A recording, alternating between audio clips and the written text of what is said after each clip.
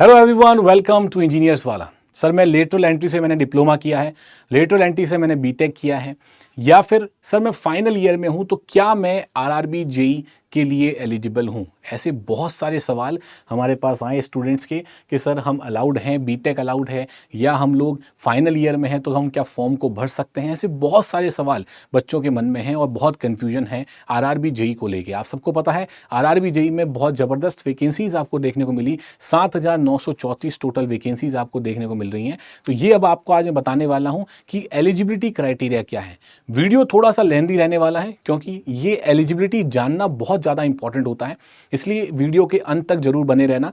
हर एक चीज़ आपकी यहाँ पर क्लियर होगी, हर एक डाउट आपका क्लियर होगा। इसके बाद आपको कहीं पर भटकने की रिक्वायरमेंट नहीं है, ठीक है। और ये जो कंप्लीट पीडीएफ है कि आप एलिजिबल हो या नहीं हो, ये कंप्लीट पीडीएफ आपको मेरे official Telegram channel Yashwant sir @PW Yashwant sir पर आपको डेफिनेटली मिल जाएगी। तो बहुत ध्यान से, बढ़िया तरीके से इस पूरे वीडियो को एंड तक जरूर देखना।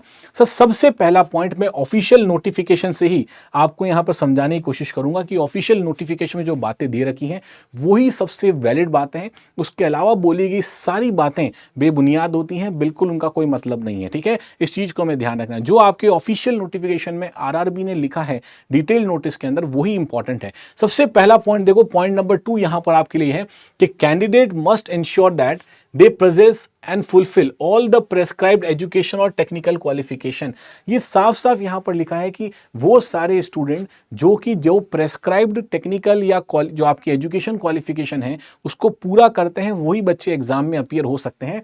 और इसमें भी एक बोल्ड करके आपको पॉइंट्स क्लियर लिखा है कि candidates waiting for the final result of prescribed education technical qualification are not eligible to apply. तो ये बात आपको सबसे पहले क्लियर रखनी है कि ऐसे सारे स्टूडेंट, फिर मैं ध्यान से बोल रहा हूं और ध्यान से सुनना इस बात को, ऐसे स्टूडेंट जिनका अभी रिजल्ट नहीं आया है, जिनका रिजल्ट अवेटिंग है, सर हम एग्जाम दे चुके हैं लेकिन रिजल्ट नहीं आया, तो अगर रिजल्ट आपके हाथ में नहीं है फाइनल ईयर का तो आप इस एग्जाम को नहीं भर सकते, ये फॉर्म नहीं भर सकते। कट ऑफ डेट क्या है वो भी मैं आपको बताऊंगा वीडियो में आगे, लेकिन सबसे पहले ये बात ध्यान रखो कि जितने भी फाइनल ईयर स्टूडेंट हैं जिनका अभी या तो एग्जाम पेंडिंग है या एग्जाम हो चुके हैं लेकिन रिजल्ट पेंडिंग है, या फिर आपके पास आपके बैक आ रखी है, 80 KT है किसी सब्जेक्ट्स के अंदर और आपका फाइनल रिजल्ट अभी पेंडिंग है, या फिर आपका रीअपियर करना है आपको एग्जाम में, या कुछ ना कुछ स्टेज पर अगर आपका रिजल्ट पेंडिंग है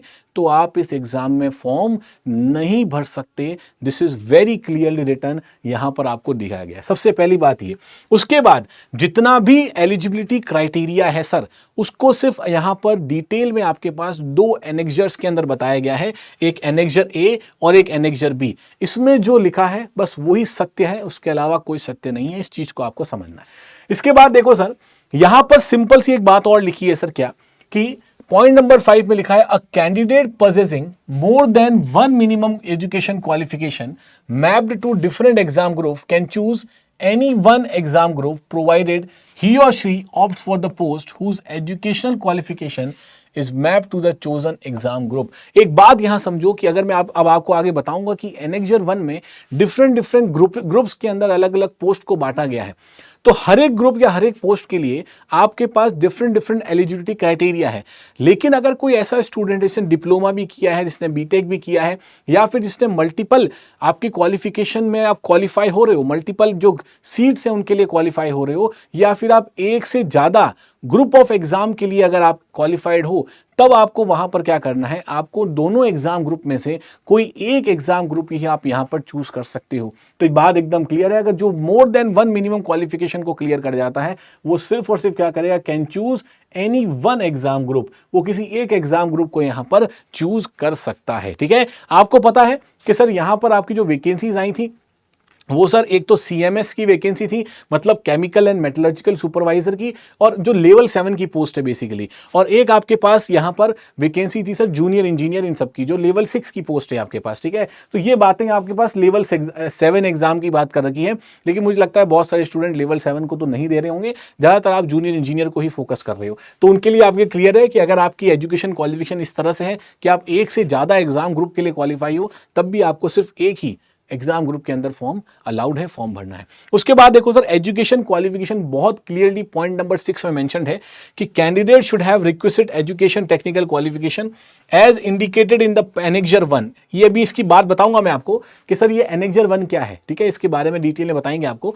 लेकिन समझो यहां पर कि यहां पर साफ साफ आपके लिए दिया गया है सर कि यहां पर आपके पास जो क्लोजिंग डेट है for submission of online application, मतलब सर 29 अगस्त 2024, उससे पहले आपके पास आपका रिजल्ट होना जरूरी है। जो भी एजुकेशन क्वालिफिकेशन है, जो भी आपका फाइनल ईयर का रिजल्ट है, वो 29 अगस्त या उससे पहले आ जा रहा है, तभी आप एलिजिबल हो। तो कट ऑफ डेट क्या है सर? कट ऑफ डेट आपके पास है 29 अगस्त 2024। तो आप चाहे कोई भी यूनिवर्सिटी में हो, चाहे डिप्लोमा कर रहे हो, चाहे बीटेक कर रहे हो, अगर फाइनल ईयर में हो और आपका रिजल्ट इस 29 अगस्त से पहले पहले नहीं आता है, या तो 29 अगस्त या इससे पहले अगर रिजल्ट नहीं आ रहा है तो आप एलिजिबल नहीं हो। अगर आपका रिजल्ट 30 अगस्त को आ रहा है तब भी आप एलिजिबल नहीं हो। तो ये कट ऑफ डेट आपके पास 29 अगस्त की दे रखी है। इससे पहले आपके पास फाइनल ईयर रिजल्ट हाथ में होना चाहिए।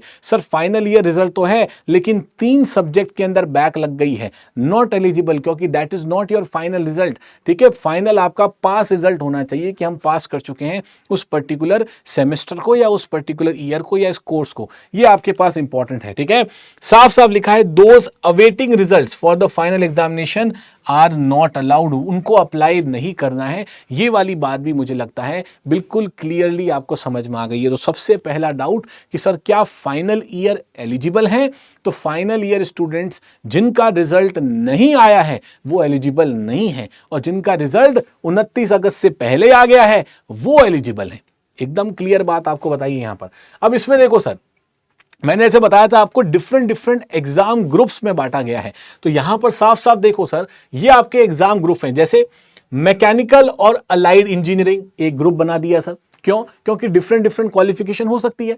हो सकता है किसी मैकेनिकल के स्टूडेंट ने मैकेनिकल इंजीनियरिंग के अंदर अपनी 3 ईयर डिप्लोमा किया हो या उसका बैचलर डिग्री किया हो। ठीक है, हो सकता है उसने प्रोडक्शन इंजीनियरिंग के अंदर ही डिप्लोमा किया हो और उसका आपने डिग्री किया हो, बीटेक किया हो, ऑटोमोबाइल इंजीनियरिंग के अंदर डिप्लोमा किया हो, या मैन्युफैक्चर के अंदर, या मैकेट्रॉनिक्स, या इंडस्ट्रियल, या machining, tools and machining, tools and die making, या कॉम्बिनेशन ऑफ सब स्ट्रीम, इन सब का कोई कॉम्बिनेशन किया हो, तो वो बच्चा भी अलाउड है। लेकिन कौन से एग्जाम ग्रुप के लिए? Sir mechanical and allied engineering के लिए अलाउड है। इस तरह से अलग अलग ग्रुप बना रखे हैं। तो ये बोला गया था उस वाले पॉइंट के अंदर कि अगर आप एक से ज्यादा फॉर एग्जांपल किसी बच्चे ने इलेक्ट्रिकल में डिप्लोमा किया, फिर बीटेक उसने आगे जाके सिविल के अंदर कर ली, इस तरह से अगर बहुत सारे बच्चे करते हैं कि अपनी ब्रांच भी चेंज कर लेते हैं सर, तो अगर आपने इसके थ्रू अगर आप एक से ज्यादा एग्जाम ग्रुप के अंदर एलिजिबल हो तब आपको वहां पर एक एग्जाम ग्रुप चूज करना पड़ेगा। आप दोनों के अंदर फॉर्म नहीं भर सकते। आप ये नहीं कह सकते सर मैंने तो 4-5 डिग्रियां कर रखी हैं, अब सर मैं तो सब में भर दूंगा फॉर्म, वो नहीं हो सकता। ठीक है, इस चीज को भी आप ध्यान रखना।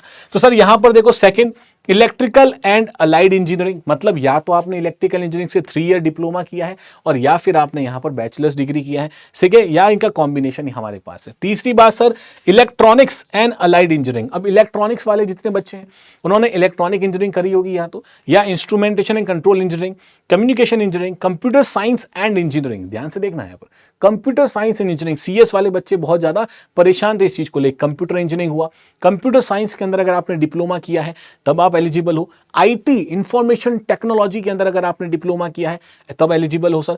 कॉम्बिनेशन या इन सबका कोई कॉम्बिनेशन आपका बना हो तब भी आप एलिजिबल हैं। किस पोस्ट के लिए?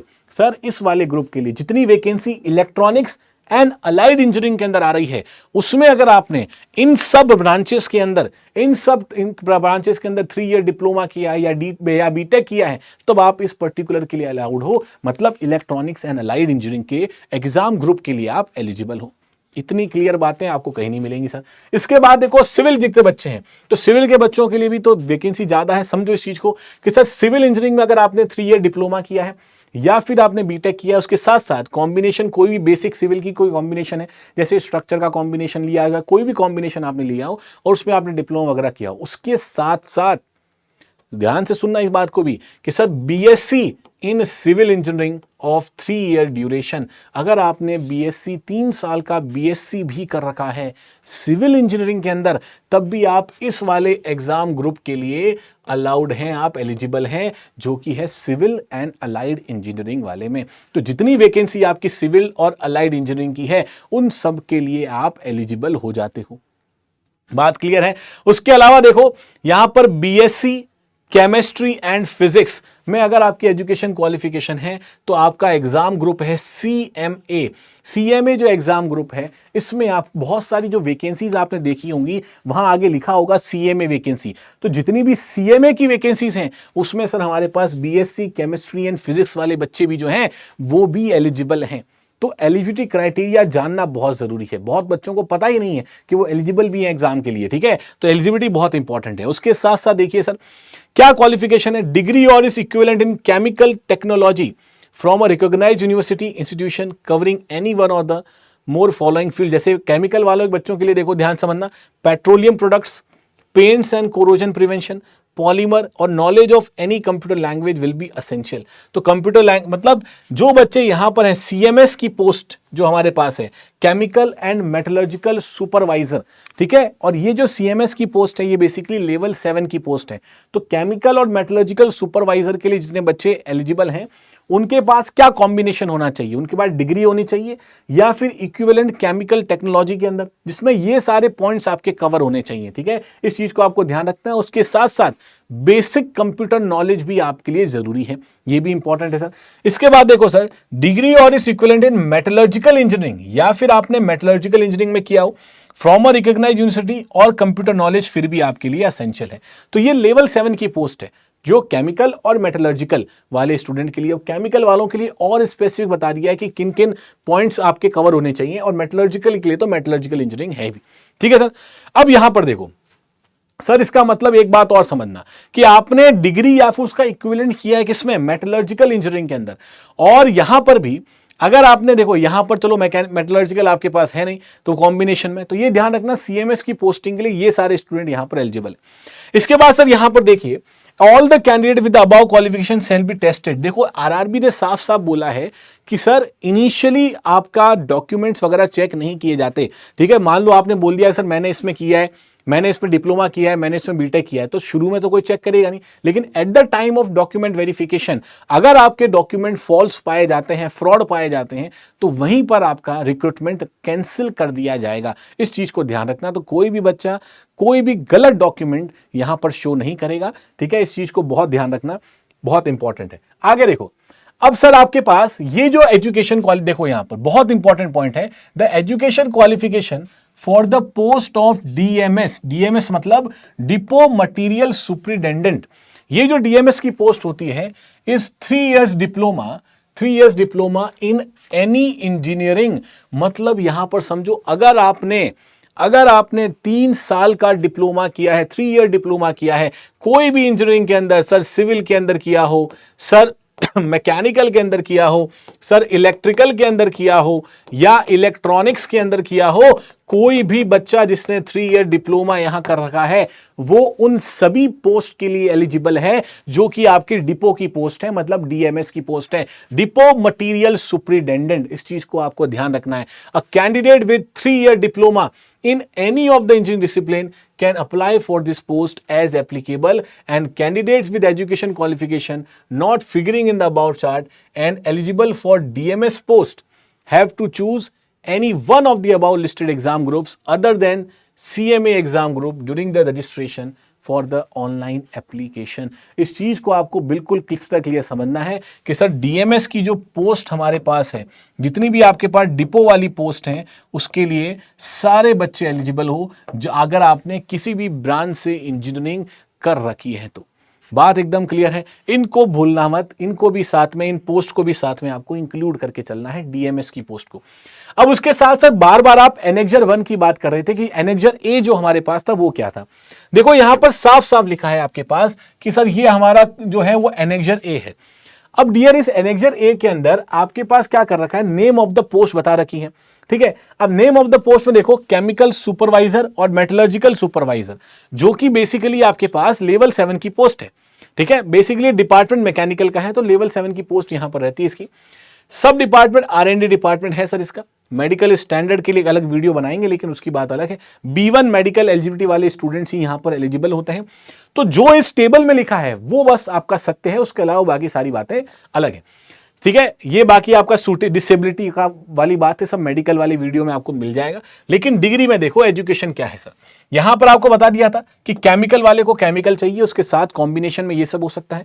क्या मेटलर्जिकल वाले को मेटलर्जिकल चाहिए, साथ में कंप्यूटर नॉलेज होना जरूरी है। तो ये आपके पास CMS ग्रुप वाला काम हो गया, सुपरवाइजर वाला। उसके बाद अगर जूनियर इंजीनियर इलेक्ट्रिकल की बात करते हो तो लेवल 6 की पोस्ट है सर। जनरल सर्विसेज में EMU and TRS, electrical design, electrical की TRD पोस्ट, सभी पोस्ट के लिए सर यहां पर देखोगे, ये देखो वर्कशॉप हो गया, TRD हो गया, R&D हो गया, EMU एंड TRS हो गया, जनरल सर्विसेज हो गया, एंड डिजाइन ड्राइंग प्रोडक्शन। ये सब वो डिपार्टमेंट है जिनमें आप फॉर्म भर रहे हो। तो पहले आपको पता होना चाहिए सर डिपार्टमेंट कौन कौन से हैं। तो ये सारे डिपार्टमेंट हैं जिनमें आप फॉर्म भर रहे हो, और इन सभी डिपार्टमेंट में कौन एलिजिबल है सर? जिसने 3 ईयर डिप्लोमा किया है, किसके अंदर? मैकेनिकल, इलेक्ट्रिकल, इलेक्ट्रॉनिक्स और a combination of sub stream. देखो कितनी इंपॉर्टेंट बात है, यहां पर लिखा है साफ साफ कि इलेक्ट्रिकल, लेकिन यहां पर इस पर्टिकुलर पोस्ट के लिए वो भी एलिजिबल हैं जिसने 3 ईयर डिप्लोमा किया है मैकेनिकल के अंदर। बात समझ में आ रही है? तो मैकेनिकल के स्टूडेंट्स को ये बात ध्यान रखनी है कि आप junior engineer electrical general services वाली पोस्ट के लिए भी आप एलिजिबल हो। उसके साथ साथ सर EMU एंड TRS के लिए भी, उसके साथ साथ R&D, TRD, वर्कशॉप। तो ये कंबाइंड वैकेंसी है, किसी की इंडिविजुअल वैकेंसी नहीं है। तो आप उसमें मैकेनिकल, इलेक्ट्रिकल, इलेक्ट्रॉनिक्स या इन्हीं का कोई कॉम्बिनेशन अगर आपने किया है तब भी आप एलिजिबल हो जाओगे उसके लिए। तो सिर्फ और सिर्फ अपने अपने ब्रांच का मत देखना कि सर इलेक्ट्रिकल है तो सिर्फ इलेक्ट्रिकल वाले ही बैठेंगे, इलेक्ट्रिकल वालों के साथ साथ कॉम्बिनेशन जो है वो भी यहां पर सूटेबल है।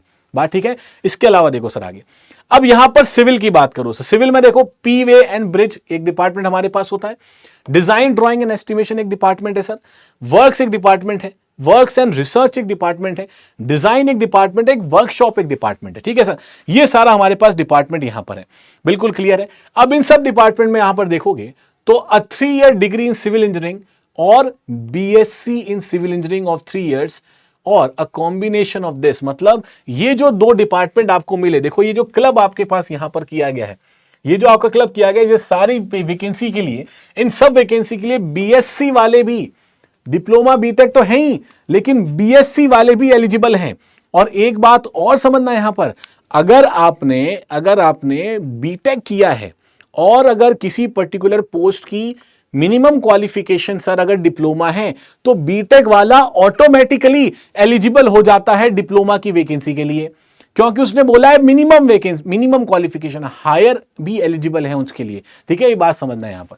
ठीक है सर, तो ये सारी बातें होंगी। अब जूनियर इंजीनियर ट्रैक मशीन की बात करोगे तो ट्रैक मशीन के अंदर क्या होगा सर? ये मैकेनिकल का पार्ट होता है, तो मैकेनिकल में क्या हो, प्रोडक्शन क्या, ऑटोमोबाइल क्या हो। अब देखो ट्रैक मशीन वाले केस में ये जो डिपार्टमेंट आपका आया ट्रैक मशीन वाला, इसके अंदर सर इलेक्ट्रिकल वाले भी, इलेक्ट्रॉनिक्स वाले भी, इंस्ट्रूमेंटेशन वाले भी यहां पर एलिजिबल हैं। तो आप ट्रैक मशीन के लिए सिर्फ मैकेनिकल वाले नहीं, उसके साथ साथ इलेक्ट्रिकल, इलेक्ट्रॉनिक्स ये भी एलिजिबल हैं। तो इलेक्ट्रिकल और मैकेनिकल वालों को थोड़ा सा केयरफुली फॉर्म भरते वक्त ये ध्यान रखना कि आप सिर्फ एक नहीं, एक से ज्यादा डिपार्टमेंट्स के लिए भी एलिजिबल हो। दोनों की कंबाइंड वैकेंसी है एक तरीके से। ठीक है, कॉमन वैकेंसीज आपको देखने को मिल रही हैं। सिमिलर देखो मैकेनिकल लिखा हुआ है यहां पर, CNW mechanical design workshop, diesel mechanical में आ गया, पावर मैकेनिकल आ गया, जूनियर इंजीनियर मैकेनिकल डिजाइन। ठीक है, ये सब हमारे पास यहां मैकेनिकल के डिपार्टमेंट हैं। लेकिन इन मैकेनिकल के डिपार्टमेंट में भी हमारे पास सर 3 ईयर डिप्लोमा किसमें sir? Mechanical, electrical, electronic, manufacturing, सब के अंदर आपके पास अलाउड है। तो जितनी मैकेनिकल की पोस्ट है वहां पर इलेक्ट्रिकल वाले भी सूटेबल हैं, जितनी इलेक्ट्रिकल की पोस्ट है वहां पर मैकेनिकल वाले भी सूटेबल हैं, और उतने में इलेक्ट्रॉनिक्स वाले भी सूटेबल हैं सर, है ना। और इलेक्ट्रॉनिक्स की पोस्ट के अंदर CSIT वाले भी हैं, क्योंकि उनके भी आपको डिप्लोमा या बीटेक डिग्री जो है वो भी अलाउ कर रखी है उसके अंदर। तो ये बहुत इंपॉर्टेंट है। उसके बाद देखो sir chemical and metallurgical assistant, जो ये वैकेंसी आपके पास है, इसमें स्पेसिफिकली क्या है कि bachelor degree in science with physics and chemistry with minimum 45% marks. तो अगर आपने बैचलर डिग्री कर रखी है साइंस के अंदर, ठीक है, यहां पर अगर आपने कर रखी है फिजिक्स और केमिस्ट्री के अंदर BSc कर रखी है, तब आप किसके लिए एलिजिबल हो sir? Chemical and metallurgical assistant, इस पोस्ट के लिए आप एलिजिबल हो। बात एकदम क्लियर है, इतना क्रिस्टल क्लियर मुझे नहीं लगता आपको किसी ने बताया है। यहां पर देखो आगे, अगर डीजल की बात करें इलेक्ट्रिकल में, या डीजल की बात करें, डीजल वर्कशॉप की बात करें यहां पर इलेक्ट्रिकल की, ये पोस्ट का नाम है जो आपको फॉर्म फिलिंग करते हुए दिखेगा, ठीक है। अब यहां देखो 3 years combination mechanical electrical electronics, मतलब ये सारी वैकेंसी कॉमन है। अगर यहां पर डीजल इलेक्ट्रिकल लिखा है तो मतलब ये नहीं है कि सिर्फ इलेक्ट्रिकल वाले एलिजिबल हैं, इलेक्ट्रॉनिक्स वाले भी हैं, मैकेनिकल वाले भी हैं, सबके कॉम्बिनेशन एलिजिबल हैं। ये सारी बातें आपको यहां पर लिखी हुई है। उसके बाद देखो सर, एसएनटी डिजाइन मतलब डिजाइन ड्राइंग एंड एस्टिमेशन हो गया, टेलीकम्युनिकेशन हो गया, टेलीकम्युनिकेशन एक और department, instrumentation, signal, workshop, superintendent, ये सारे आपके पास हैं। इन सब के अंदर आपके पास electrical, electronics, IT, communication, computer science, computer engineering, सारे बच्चे एलिजिबल हैं यहां पर। तो 2 पॉइंट आपको ध्यान रखना है, मैकेनिकल वाले जितने बच्चे हैं उनको इलेक्ट्रिकल की पोस्ट जिनके आगे इलेक्ट्रिकल लिखा है उसके बारे में बिल्कुल ध्यान से पढ़ना है, क्योंकि आप उनके लिए भी एलिजिबल हो। इलेक्ट्रिकल वाले बच्चे हैं उनको वो पोस्ट भी जरूर देखनी है जिनके आगे मैकेनिकल लिखा है, क्योंकि आप मैकेनिकल के लिए भी सूटेबल हो। और जितने इलेक्ट्रॉनिक्स वाले स्टूडेंट्स हैं उसमें भी CSIT वाले जो बच्चे हैं उनको भी ध्यान रखना है कि आप इलेक्ट्रॉनिक्स की सारी पोस्ट के लिए एलिजिबल हो। तो जहां जहां इलेक्ट्रॉनिक्स है या उसका कॉम्बिनेशन है वहां आप ऑटोमेटिकली एलिजिबल हो जाते हो, ठीक है। तो ये बात भी हमें ध्यान रखनी है सर। और डिपो मटेरियल का तो मैंने आपको बता ही दिया कि DMS की जो पोस्ट हमारे पास है, डिपो मटेरियल सुपरिटेंडेंट की, उसमें देखो 3 years diploma in engineering in any discipline, जो DMS की पोस्ट है उसके लिए तो चाहे आपने कुछ भी किया हो, सिविल, मैकेनिकल, इलेक्ट्रिकल, इलेक्ट्रॉनिक्स, हर बच्चा उसके लिए एलिजिबल है DMS की पोस्टिंग के लिए, डिपो पोस्ट के लिए। बिल्कुल क्लियर है। और साफ साफ जो मैं आपको बात बता रहा था देखो लिखा हुआ है कि higher qualification such as BE, BTech are also acceptable in lieu of 3 year diploma in engineering in the same discipline. तो अगर किसी डिपार्टमेंट में 3 ईयर डिप्लोमा वाला एलिजिबल है तो उस डिपार्टमेंट के अंदर आपका BE वाला बच्चा भी एलिजिबल हो गया, BTech वाला एलिजिबल हो गया। मतलब अगर आपने हायर क्वालिफिकेशन अटेन कर रखी है तो आप लोअर क्वालिफिकेशन वाले सारी पोस्ट के लिए एलिजिबल हो। बात एकदम क्लियर। तो ये हमारे पास एलिजिबिलिटी क्राइटेरिया है। इसके साथ साथ एक पॉइंट और हमें यहां पर ध्यान रखना है कि बहुत सारे बच्चे बोलते हैं सर लेटरल एंट्री वाले, है ना। तो अगर होता क्या है सर, 12th के बाद, कभी कभी 12th के बाद बहुत सारे बच्चे लेटरल एंट्री के थ्रू डिप्लोमा में चले जाते हैं, है ना। 12th के बाद लेटरल एंट्री के थ्रू डिप्लोमा में चले जाते हैं, या फिर आप डिप्लोमा करने के बाद सेकेंड ईयर में सर एडमिशन ले लेते हो और आप चले जाते हो सर BTech के अंदर। ये भी तो है, ये बात भी क्लियर है।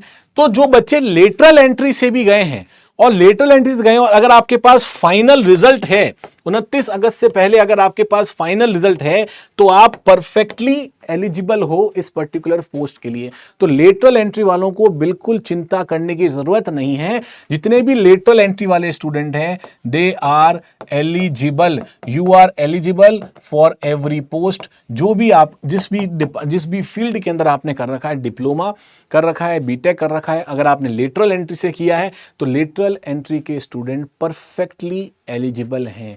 आप फॉर्म भर सकते हो, फॉर्म भरो, सही समय पे भरो, फॉर्म भरने में जल्दबाजी मत करना। इस पूरे वीडियो में मैंने आपको बहुत डिटेल में बताया है कौन सा बच्चा किस डिपार्टमेंट में एलिजिबल है। 4 पॉइंट आपको बहुत अच्छे से ध्यान रखने हैं।